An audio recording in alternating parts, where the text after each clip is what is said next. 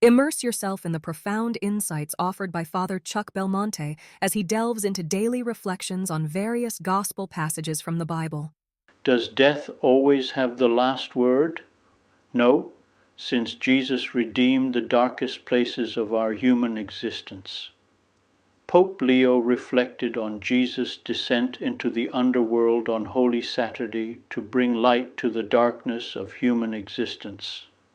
That day everything seemed immobile and silent, while in reality an invisible action of salvation was being fulfilled. Christ descended into the realm of the dead to bring the news of the resurrection to all those who were in darkness and the shadow of death. It is not enough to say or to believe that Jesus died for us.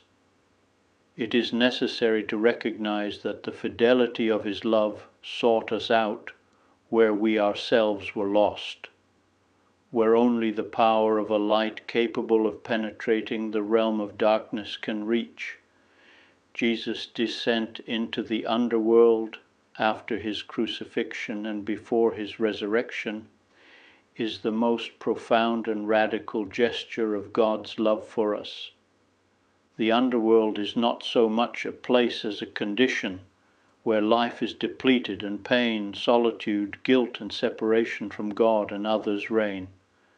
Descending into hell, Christ enters, so to speak, in the very house of death, to empty it, to free its inhabitants, taking them by the hand one by one.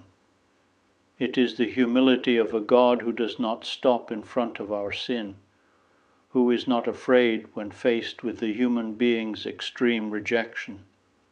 In this act we can see that with God, death is never the last word. This descent of Christ is not only something of the past, but must touch the life of every one of us now. The underworld is not only the condition of the dead, but also of those who live in death as a result of evil and sin. It is also the daily hell of loneliness, shame, abandonment, and the struggle of life.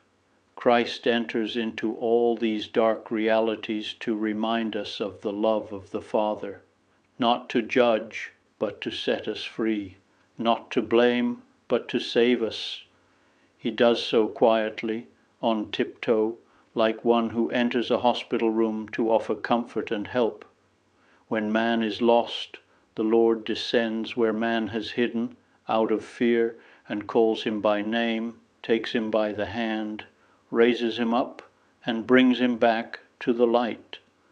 He does so with full authority, but also with infinite tenderness, like a father with the child who fears he is no longer loved. Heaven visits earth.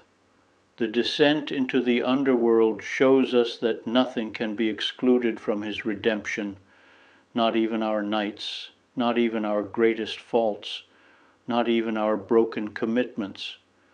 There is no past so ruined, no history so compromised that it cannot be touched by mercy.